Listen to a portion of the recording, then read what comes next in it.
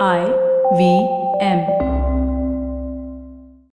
The CRED Cheer Days is a new offer that is giving you an opportunity to be a millionaire. There's 100 crores worth of rewards and cashbacks on offer for CRED members on the CRED app from today to Jan 2nd, 2022. All you have to do is refer the app to a friend. The more you refer, the better your chances get. Like when you refer the CRED app for the first time, you get a cool $750, but you also get the chance to earn an additional 10,000 rupees. And when you refer for the second time, you again get your $750 and also stand to win a whopping 1 lakh rupees. And if you make it through so far, go on and refer it for a third time to get the chance to earn up to 10 lakh rupees. CRED Cheer Days and its crazy rewards are on from today to Jan 2nd. Download the CRED app now. Folks, welcome to Paisa Vaisa, brought to you by CRED, the most rewarding credit card bill payments app. I'm your host, Anupam Gupta, B50 on Twitter. And today's episode, guys, this is why I love doing my podcast. It's a really important topic. Of course, not a topic that's connected with personal finance, stuff like mutual funds and all. But this is about the informal labor sector. I'll tell you, this is one of the biggest things that India needs to get right. And I'm pretty sure that you'll connect to this, right? It has to do with upskilling, education, and opportunities for India's informal labor. And we'll get into numbers. You'll be surprised how large that is. It's an extremely important topic and deeply connected with how our economy does. And believe me, you can make a difference out here too. We'll tell you how to do that on this episode. My guest, Gayathri Vasudevan, CEO, LabourNet. We're going to talk about the challenges and opportunities in India's huge informal labor market and how that makes an impact on you right after this CRED convenience break. $100. That's all it takes to begin your journey with Bitcoin and Ethereum. No, really. With CoinSwitch, you can start investing in over 100 cryptocurrencies with just 100 rupees. On top of that, there are zero charges for deposits and withdrawals, so you can trade, buy, sell, however and whenever you want. All of this, plus their extremely intuitive interface, makes CoinSwitch the perfect app for beginners in the crypto space. But don't take my word for it. Just download CoinSwitch for free and try it out for yourself. If you'd like more information on cryptocurrencies, tune into a show about crypto with me, Rohan Joshi, my new adventure on IVM podcasts. CoinSwitch, kuch to badlega. Gayathri, welcome to Paisa Vaisa. Thank you so much for doing this for our listeners. A brief introduction for our listeners to what LabourNet does. We'll go into detail in the second half. So, thank you, Anupam, for inviting me. And LabourNet is actually, one could say, it's two entities. Entity number one looks at how do you give full-time wages. That means with Social Security, anybody who gets a monthly wage with PF and an ESI is a formal worker. So we're trying to get people into the formal work stream, which is part of what LabourNet does. And the second part of it is how do you get regular work, which is also. So LabourNet really does what we call Sahi work. Sahi work, as you would assume, is right work. We want people to get regular work. We want people to get monthly wage. We want them to get Social Security.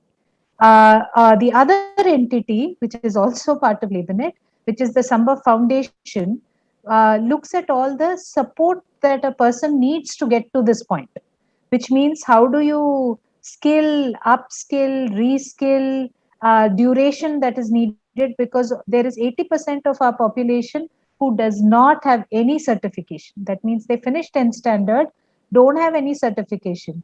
And these are not aliens, these are everyday people. So they are your drivers, they are your plumbers, your electricians, your beauticians. So range of people who touch our lives every single day are people who need to actually move to certification, because that's the only way for them to get into two streams. One is the wage stream, the second is the Social Security stream. That means how do they get connected to financial institutions, etc. So that's what Sambhav Foundation, part of LabourNet, does, is facilitate people to move to formal sector. Yeah. Gayatri, please tell us about yourself. I read your profile and my God, it's fascinating. I mean, you could have gone one of, I don't know how many ways. You could have done whatever you wanted in life. The kind of background idea, why, so just tell our listeners a little bit about you. I mean, you've traveled to what? I mean, the most remotest parts of India, and you've done a lot of work out there. Can you just tell our listeners something about your background and what made you start LabourNet? So, well, I wanted to be a development professional right from the beginning. So, I finished my, like most people in their 20s, which is decades back. So, I sort of finished my undergrad in Delhi, and as my sort of what should I say, luck would have it, I got involved in the NSS program, the National Social Service program, and got tremendously influenced by that. After that, I decided to do my post graduation in social work in Mumbai, and then decided to, as you said, live in a couple of in villages, because I had visions of improving conditions there. Post that, I joined the ILO and spent about 8 years in ILO formally, and 2 years more like a consultant. Um, and that period was really an awakening for me. I realized my first stint as a researcher come activist living in a village didn't satisfy certain things that I needed from a macro perspective. In ILO, it gives me a macro perspective, but I knew that wasn't able to address through state systems alone several issues, and therefore LabourNet. So the idea was that the reason why people cannot move to let's say there is people and other people. So we are all, it's just a lottery where you're born. So we're all lucky to move to the other people, and the real people are unlucky to be where they are. So we believe that if you give the support system, then they are able to reach where the other people, which is you and me, are. So that's what LabourNet is about, creating capacity, creating an environment to help people reach to, they may not get a full-time wage, but at least they need to have all the other support systems which mimic a full-time wage. Just amazing, right? Because after ILO, you could have just gone into, I don't know, lobbying, think tanks, and just ensconce yourself in Delhi. But I'm really impressed. I mean, it's an honor to have a guest like you who does such deep work in this very important sector. So I want to go back to your answer that at the start where you spoke about informal labor. Let's go deep in that, right? Because you mentioned that 80% of India's labor force is in the informal sector. It's got absolutely no recurring salaries 12 months of the year. It's got no provident fund. It's got, I don't know, it's got no safety nets, right? And a lot of us want to talk about it as a gig economy or whatever, but it's a very diverse space, right? It could be your drivers, it could be maids, it could be someone working at a shop, right? These people are all informal labor. I wanted to just tell our listeners about the challenges that this very large labor force that's critical to India, what are the challenges that they face? You touched upon them in the start. Let's go into detail about them now. So, I think the last year is the best year to actually discuss it. It's sort of thrown it in our face. Let's take an informal sector. Those who are in the formal sector will get a monthly wage come what may. They can be laid off, but they will get a monthly wage till they're laid off, right? But in the informal sector, you have to find work every day. And again, let's just look at all the people, as you rightly said, who touch our lives every day. Take the dhobi, take a domestic worker, take a electrician, take a plumber, I'm not even taking agricultural workers for a minute, I'm just parking that because that's very complex. I'm taking service sector to make it simpler.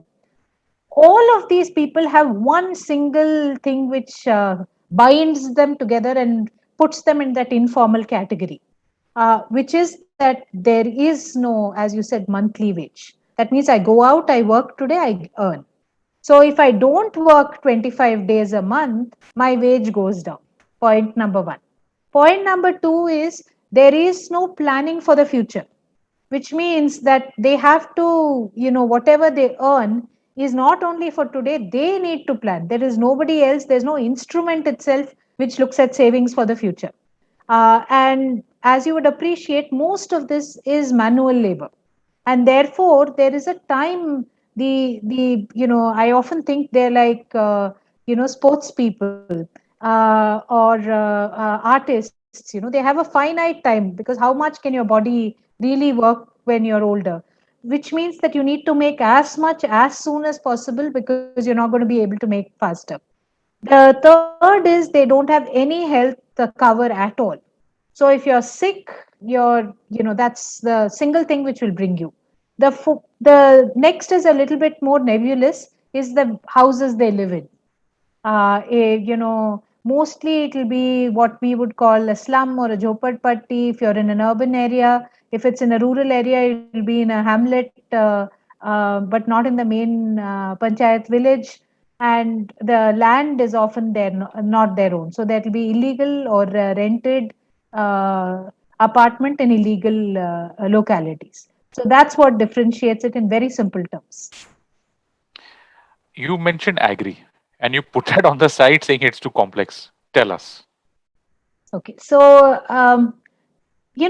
people often think of agricultural workers as one segment, and there's a very romanticized view.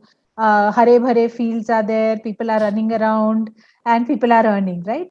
But the reality is that most people have very small land holdings. So it is not able to take, especially in India. I'm not saying everywhere in the world. In India, this is a fact. So people have one person alone, one adult, is what that land can at best employ.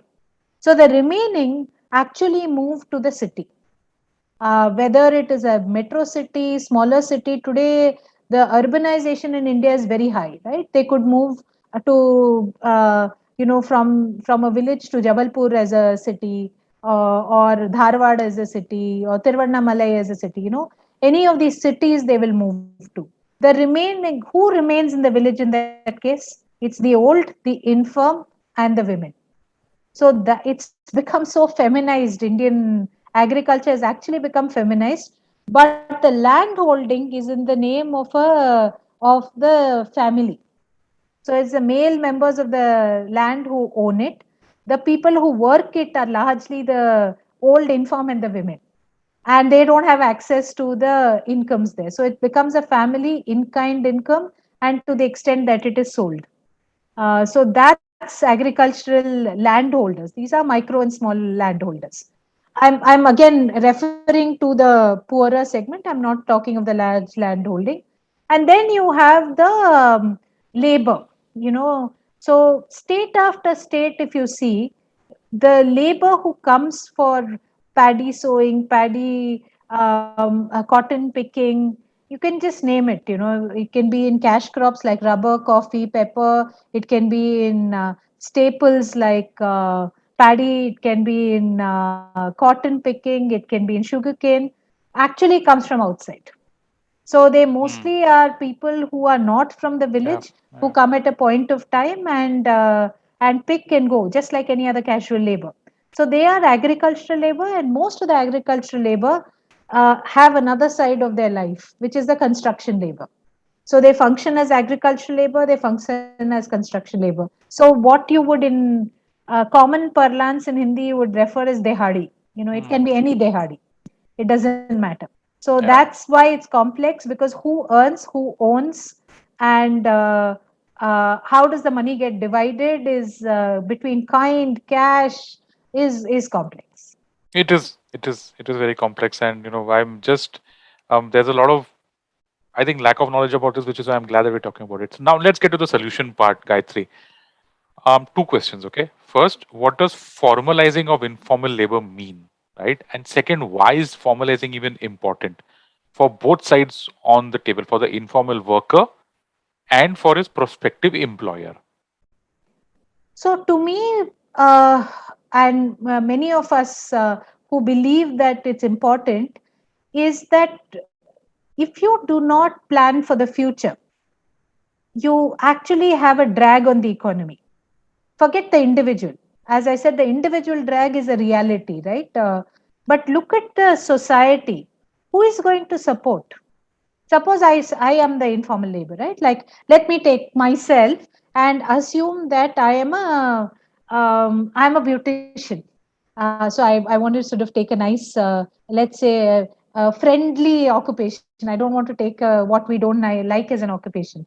What happens when I'm not able to bend anymore and do your pedicure, manicure, your facial, whatever, because it's heavy on the body, right? So assume I become 45. Then what of me? Who's going to? What kind of work can I do? Because I've been skilled in the single sector. What kind of? If I fall sick, only my children have to look after me. My children most probably are also in the informal sector. My daughter is a domestic worker or maybe a gig worker nowadays who's a delivery, is what my son is doing. And I'm genderizing it consciously because you don't see many delivery girls, right? You only see delivery Yeah. boys. So if this is the case, who's going to take care of me? State? Is the health system good enough to take care of so many people? Who's going to pay for it? I think that's the question one needs to answer.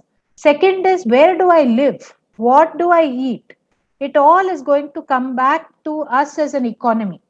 Therefore, it is very important, even if employer, you see, because many of these people don't have a single employer. So let's take a sector like construction, right? 10% of India's labor force works in construction. And if 10% of the labor force works in construction and 10% is what it contributes to GDP, real GDP. estate contributes to GDP, you're talking of 10% of active workforce, which is going to be becoming ineffective. That means they're not able to work, they don't have the social security. Then the question really is, who pays? It's taxpayers who will pay at some point. Somebody has to take care. You can't leave a population left, and that I think is the biggest issue. So therefore, instruments, if it doesn't come from the employer, because there is no single employer, one needs to look at what other instruments are possible. How can we actually mimic it? So can we create, like yesterday, I was listening to interesting things called community health insurance. Um, so without a TPA insurance provider, can we actually have community health insurance? Can we have similar savings bankings that are available? Because we need to create it. The time is absolutely right where we can't walk away from roti kapda makan for those who don't have it after a point. Yeah, I mean, just this is it. It's something that's so critical to our labor force, right? We like to talk about demographic dividends for India, and the stock market keeps on going up and whatnot. And I'm pretty sure that the entire labor force employed by all our listed companies would hardly be anything. I think Absolutely. TCS is the largest employer, and it's because of obvious reasons. Probably Reliance is next. But you spoke about gig economy in your previous answer, right? And we know the gig economy is growing by leaps and bounds. And we've also had controversies over the living conditions of them, which is probably a good thing because it's high time we start having that kind of discussion. Tell me your views on that, Gayatri. The gig economy, labor out there, what are the challenges and opportunities for the informal labor in this sector? I guess I'm talking So, about what? The Ubers and the Urban Claps and the Zomatos and the Swiggies. So, Anupam, I'm actually very confused on that. So, I want to admit that starting out, Okay. because India has always had a very outsourced economy, right? And I sometimes feel because of this conversation on gig, as you rightly said, it's there in front of us, right? We're discussing this issue. Tell me, when did we discuss it prior to 5 years back? We didn't even talk about them. They didn't even matter. But thanks to the Ubers and the Zomatos and whatever, the Swiggies, now you're talking of the gig economy, which means you're talking of this workforce which is not, which is quote unquote off rule. It's not on your rules, it's not on anybody's rules. So we are talking about it. So to Hmm. that extent, I'm very happy. I'm also very happy that we are thinking social security. Otherwise, it never even mattered to us. So I feel that while we may vilify, they have brought it to the dining table. And if they've brought it to the dining table, I would like to really engage with them and see, can we structure it properly. I mean, it's not like outsourced work is not been there in India, right? Piece rate we used to call it. So so many buttons stitched, so many Hmm. zips done.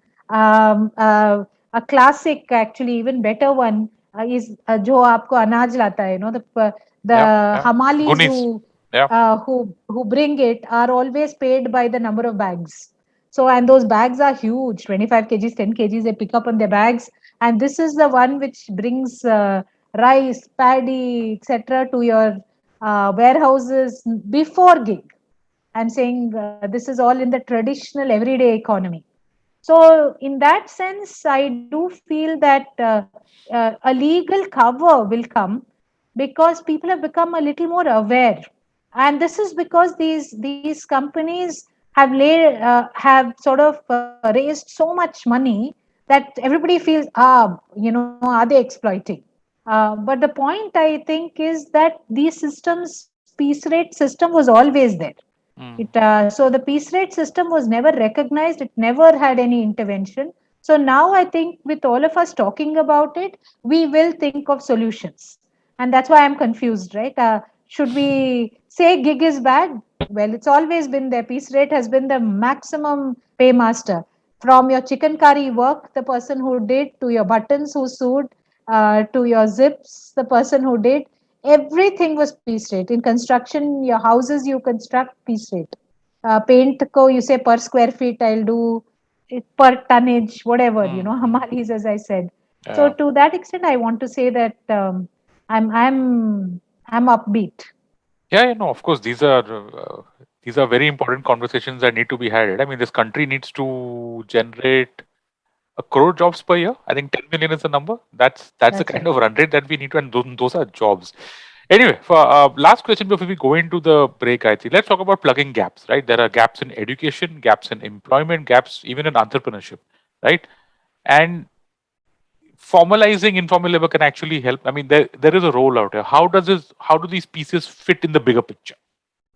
So let me start with entrepreneurship. It's one of these strange things. For the educated, you have accelerators, you have incubators, you have chances of failures, even if it is socially, there's a little bit of stigma or maybe a lot of stigma, you have them. But for the self employed, every day is entrepreneurial for the micro entrepreneur. But we'd like to put them into that self employed category. A person who's self employed has to be very entrepreneurial because they have to go and look for work every day, or, in periods which are like less than a month. I feel we need to create an ecosystem to build that spirit in them. And that should happen right from the school. The Mm. financial instruments are just not supportive of that. For example, have you heard of a VC who is doing it at 10,000 to 50,000? No, it's debt there, right? You, for the Yeah. poor, it's only debt. So you borrow to try out an entrepreneurial idea if you're poor. If you're educated, you have opportunity. So I think on the entrepreneur side, yeah, according to me, the biggest intervention which is needed is flexible money, which is going to test the ideas that they have and not Sure. put them into a debt trap. Second, as you said, is in the is those who are daily wage workers who are paid on a weekly basis or a monthly basis, but are informal. So this is your kirana shop person, for example. He or she is paid on a monthly basis, but they don't fall into any economy. So there, I think the key is looking at upskilling and reskilling. So if you look at it, how should a kirana store be? What should it look like? How should storage happen there? How do they read discounts? How do they get? So these are all tremendous digital, both literacy, numerical literacy and digital literacy, which needs to come in to push them within kirana stores to a higher order, Hmm. because you can do multiple things thanks to technology today, as well as earn better. Yeah. And there is a whole host of people who are in this category. That means they get paid, but not get paid in a formal manner. The third is in the MSME sector. MSME sector employs a lot of people, but it is, it is, if there's an English word, it is pygmyized. Mm. It's kept small because of other reasons. It has nothing to do with the worker. It is more to do with the interaction with the laws and legal. So how Mhm. do we get them out of that to get them to be larger? so that they can formalize. And I do believe that's a huge segment if we are able to move that juggernaut even a little bit. And the last is on the education. Again, the last year has shown us the divide between the poor and the rich, right? If you did not have data Yeah. connectivity, if you did not have device, like for example, in LabourNet, one of the things we're struggling and every day talking about is 499 ka package hai ki 399 ka package hai. Will they be able to download a virtual class or a self-learning class? So how do you really engage with them to continuously learn? When we say today, if you looked at any workforce reports, they will Hmm. say that continuous learning is a must in the next 30 years. Yeah. And they have been disadvantaged as they start. They just get left behind. So every year that you leave them behind and don't bring them into this continuous learning, which you and I have an opportunity for, is a disservice. Again, as I'm saying, it's not the individual alone, it's the Yeah. Yeah. economy which gets pulled. It is you and I who get pulled because that from the neighboring slum or the neighboring village, the person could not go through education and certification, and therefore could not get into or find ways to mimic a formal economy, get their health insurance, get their social security, regularity of wage. They're not able to do it, they fall back. So that poverty trap becomes huge. So that's really what, to me, formalizing is. It's not necessarily one employer giving the wage. And all that you said is tweaks in regulation, right? At the state level, at the central level, it's not like you're Yes. talking about something that requires 1991 type reform and a crisis and stuff like that. And the sheer amount of people that are affected by this. Okay, folks, sorry. I know that I'm taking a lot of time today and I'm talking a lot because believe me, it's a subject that I deeply believe in. This is the difference between India, whatever $1 trillion economy and 8% growth versus probably higher. Anyway, so we'll just take a small break. We'll take a credit convenience break right now. On the other side, we're going to dive into what LabourNet is about. Like I said, my guest, Gayathri Vasudevan, CEO LabourNet. Folks, we'll be right back. Remember the days when our granny used to narrate once upon a time stories? Let's bring back the good old days of moral stories with Storytime Tamil. Hi, I am Ravishankar Balachandran, host of Storytime Tamil podcast. I would like you to entertain and educate your children with stories from Storytime Tamil. Tune in to the new episode sharp at 7 p.m. every day on IVM website, IVM podcast app, YouTube channel, or wherever you get your podcast from. And welcome back to this really special episode of Paisa Vaisa. Gayathri, okay, tell us about LabourNet. When was it formed? You got an association with the Michael and Susan Dell Foundation. Super strong backers, I guess. Tell us about that. So LabourNet was formed in 2008. As you rightly said, Michael Susan Dell Foundation is our impact investor. So there are a set of investors who are called impact investors. So we luckily have angels also who are impact investors, as well as three very credible institutions. So you don't have a massive VC writing $100 million checks to you every quarter. Unfortunately, I wish, but no. Sorry, go on, please. So I think what is very nice about investors such as Michael Susan Dell Foundation is they are very long-term investors. They give space and time, and they look at multiple financial instruments also. So while they may have initially put equity when we were having a slightly tough time, they were looking at the way in which we could access debt. So they had a debt instrument which they brought in during the COVID times to our not-for-profit Samba Foundation. They did a grant. So there's a variety other than technical expertise that they bring in. And I'll tell you why it's important is even in social enterprises, while India doesn't have a very defined way of calling a social enterprise, it doesn't. So these entities, because we work with very thin margins, we are looking at sustainability. We don't want to be completely grant funded all the time. See, there's an arm of us which will have to work with grant funds, but the other arm cannot work with grant funds. We need to create sustainability. You need very flexible and a multitude of financial instruments to make that happen. So Michael and Susan Dell Foundation first invested in us in 2013, and they have continued to be one of the most supportive investors that we've had. Okay.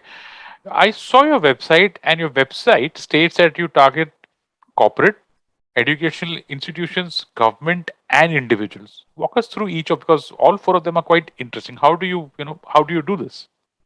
So let me take corporate first. So there are companies. Okay, let me take a concrete example, right? Like for example, if they are fabricator companies, fabricators are on aluminum. In all the big high-rise buildings, you have the aluminum windows are all done by fabricators. So there are companies which sell, these pipes, aluminum pipes, and they need fabricators. For them, they are their market influencers.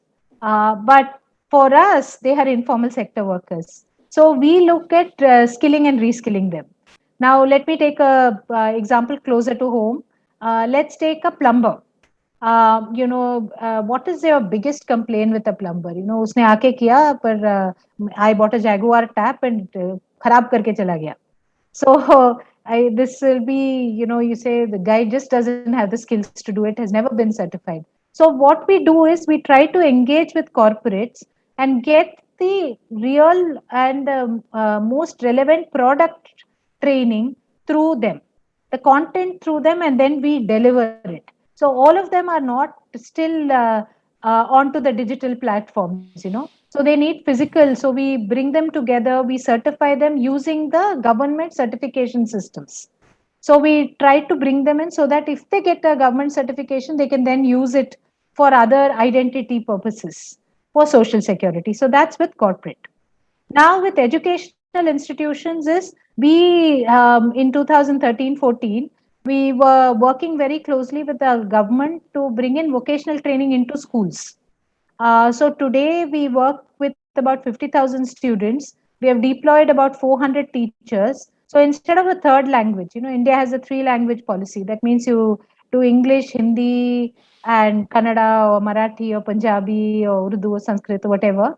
Instead of the third language, a child can take a vocational subject. So in government schools, we have introduced it as a board subject. So we deploy the teachers to do it. Similarly, with colleges, we have 12 colleges in which we are running BVOC programs. The idea is to create employable adolescents who will become young people who can decide whether to do graduation, but have the choice of actually having a skill even before they hit the labor market at 18. Then was government. So government, our relationship has been more with National Skill Development Corporation in Ministry of Skill Development and Entrepreneurship to look to see can we create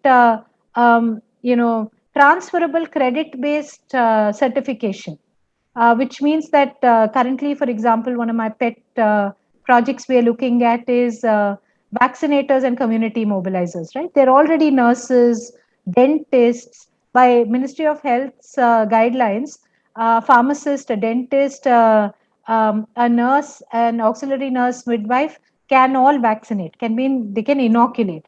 But pre-COVID, they may have all done maybe 20 inoculations in a month. Yeah. Now they have to look at the scale they have to do. So we've been working with the Health Sector Skill Council and National Skill Development Corporation to look to see can we actually train them to ensure better speed of vaccination. That means declutter the role. What can be done by somebody else? Data entry can be done by somebody else. Community mobilization can be done. So they have more time, they can focus, somebody else cleans it. So we sort of created it think of it like a marriage hall, right? Yeah, I know. So, I was thinking of the Anganwadi workers and their, who are the PhDs for the Pulse Polio program. I was thinking on those lines, but I get what you're Pulse saying. polio, you see, is Well, oral. yeah, doesn't have require. to Jab. intravenous, right? That's why they call it jab. So therefore, it's not everybody who can just very easily do it. It's not complicated, but they have done it, but they need to speed up. So Sure. we launched that training program. That's with government, work with them to create credible certification which can be transferable from a credit perspective. And from individuals' perspective, we're constantly trying to engage with individuals on two forms. One is our not-for-profit Sambhav Foundation to come in with cash in kind and be part of our sort of movement in a sense. The other thing that I really think with individuals, which we haven't really done, but we would really like to do, is communicate with them and explain, just like you're doing, Anupam, like you gave us an opportunity to say these are not people out of the world. You're dealing with them day in, day out, every day. And they are the majority of people you're dealing with, Right. from your Kamwali Bai to your Dhobi to your electrician and plumber, whoever, you're dealing with them every day. So can we really look at creating community-based movements Sure. to look at, their stability? So I'm getting into that right now, right? Because now I'm going to come, my next questions, the last two questions, in fact, are from a listener perspective. Because I get this a lot in my conversations on the forums where I'm at. A lot of discussion happens on this, right? Some of us who are sensitive enough can see that informal labor is in distress and want to do something, especially in the pandemic. We want to help in some way or the other. So my question to you is, what's the best way for me, for us, or for whoever, to help informal labor make a sustainable living, and there is a second part of this question about how people can reach out to you. But first, let's get into that. Tell me how the listeners can actually make a difference. Like you said, this outreach that you're talking about. So, Anupam, for a minute, let's spark LabourNet, okay? And let's just say you want to do something. In my opinion, there are lots and lots of ways. The first I would say is, have you thought of creating a recurring deposit for them? It's a simple instrument. There are multiple companies, even in the fintech world, which are looking at savings for the informal sector. So, assuming you pay somebody, say, let's just simplify life, right? Say I'm dealing with 10 informal sector workers. So, and let's name them just for simplicity's sake: the security guard of my apartment complex, the domestic worker who comes and makes my roti or cleans my house, the dhobi who comes and collects the clothes, and then I call, normally the electrician or the plumber or a mason or somebody who comes. Let's take these category, which is an everyday dealing for me, right? In a month, I must be dealing with them every day or at least once or twice a month. For these people, I think we should see and encourage them to look at financial portals, if not yourself with an RD. A simple RD also will do, in my opinion, to say, okay, if I'm giving you this or if you've earned this, can you put it in this instrument? I think that would be very, very important. The next that I would say is look at health insurances. Today, there is a lot of government health insurance also. Engage with the government health insurance, however you trust or don't trust. See whether they can be part. Suppose you are giving them a monthly wage. Nothing prevents you to actually register them in ESI. There is a method which is there, and one can facilitate it. Then you have health savings. These are two. The savings can be for future, and savings can be for education. Typically, you will find people borrow at June when they say school ka fees pay karna hai, Yeah. because they put them in low cost, affordable education. So we should look to see for education separately and for future separately. And the last, which I'm increasingly feeling is important, is bring them into the digital world. Every time you say this laptop is bad or this phone of yours is bad, think they need the best equipment. So when you're buying your Diwali gift, you may want to actually consider one Diwali gift, which is an digital Diwali gift with a data pack. These are very important because continuous learning is very, very important. For the agricultural workers who we don't see at all, right? To anybody in the village who's far away from me, somebody who cleans the street is not somebody I'm going to register with.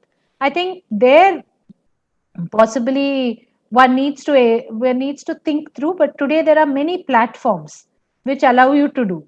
And I can at least name three platforms that I am Sure. aware of. You Please have the tell Give us. India, you have Milap, you have Keto. These are three big platforms we can engage with. And these platforms, what they do is they connect you to organizations which can further take that forward. So I think those are ways I would say are important to engage. I had a conversation with a few of my friends who asked me, Acha, tell us, I want my maid to start an SIP.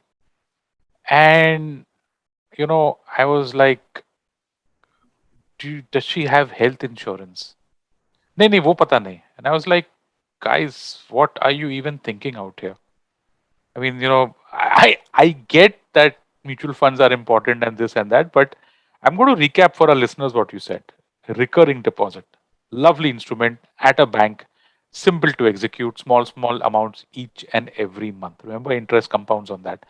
Second, health insurance, right? And that is something that even the government provides. You can look at the central government schemes that are there. And third is the digital thing. Could be a laptop, could be a mobile phone, folks. That is how you help the informal labor that touches your lives. And like Gayatri said, there are probably 10 of them, if not more, that you deal with on a day-to-day basis. Okay. Last couple of questions, Gayatri. Some of our listeners, startup founders, MSME owners, what can they do to engage informal labor in a more meaningful way, right? So I don't know, if they're looking out for labor, should they reach out to you? What can they do? Absolutely. I mean, one is, reach out to companies like ours where we would ensure PF, ESI at least as a minimum. Ensure that they pay on the first of the day month so that the worker can be paid on the seventh of the day. If you're MSME owners or startup, I would say another thing one can engage is look at where they stay. Don't walk away from it. Very recently we are doing a project where we looked at a construction site. What should the interior look like? We always talk of our interiors, right? What should an interior look for where there are bunk beds where people sleep together? What kind of toilets should they have? What kind of kitchen facilities should they have? What kind of water should they have? What kind of energy should they have? So I think it's possible for MSME, particularly MSME, if they're manufacturing, to look at where they're staying. Their labor is always staying in what they call PGs, But Oh, these I think are, you're being very charitable with that PG word. yeah. So absolutely, Anupam. So I think we should look at all of these things and Sure. see, can we create create a form of better living conditions. I am firmly of the belief if living conditions are better, they will not fall so sick. There will not be so much absenteeism. So I think it's in their benefit to look at these elements other than simply putting them with third party aggregators like ours and say, payroll them. Hmm. Very interesting, right? I mean, I'm guessing that this would also ensure that they don't leave the organization, because if you're giving them housing or at least helping them out, if you're giving them health insurance, and in the US, for example, health insurance is part of the package, wouldn't that also make the informal labor stick with you for a longer time?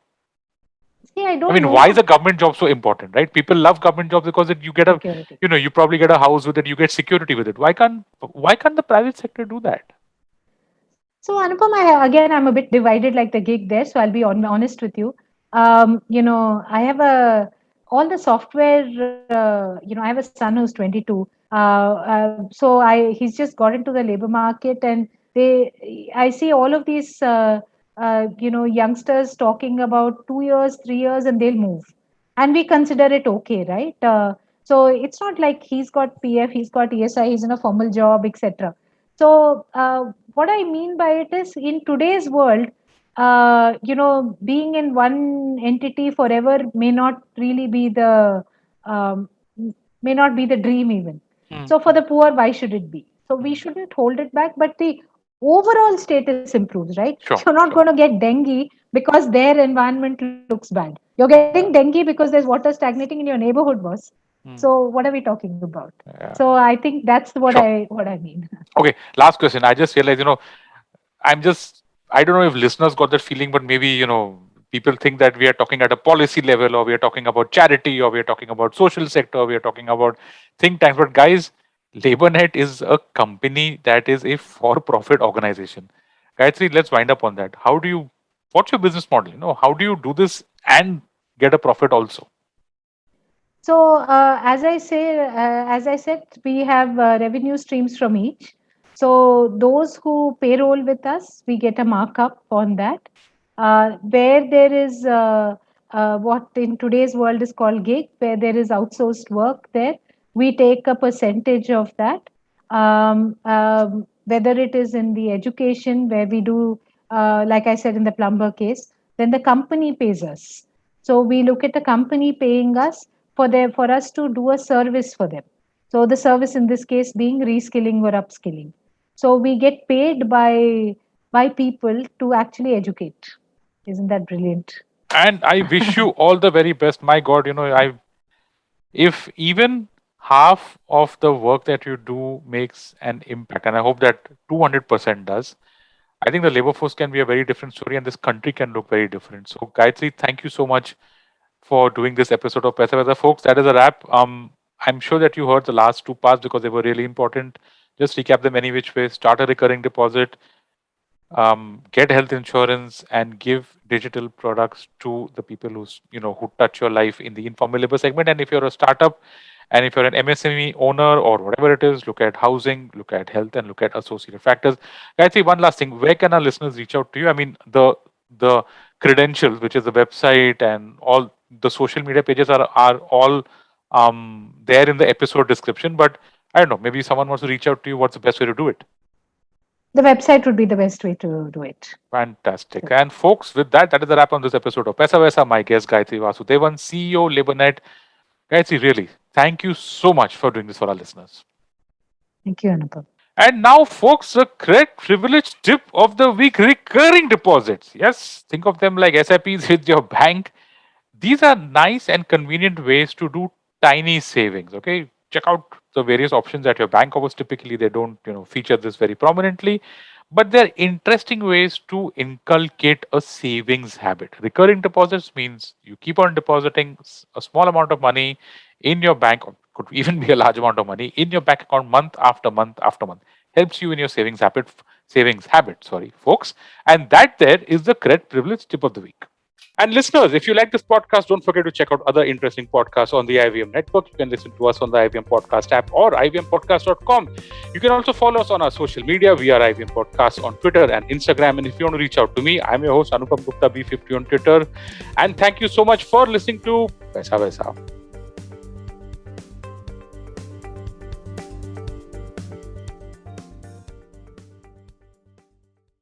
No material on the show should be considered as financial advice. The material on the show is for informational purposes only. Please consult a financial advisor before taking any investment decision.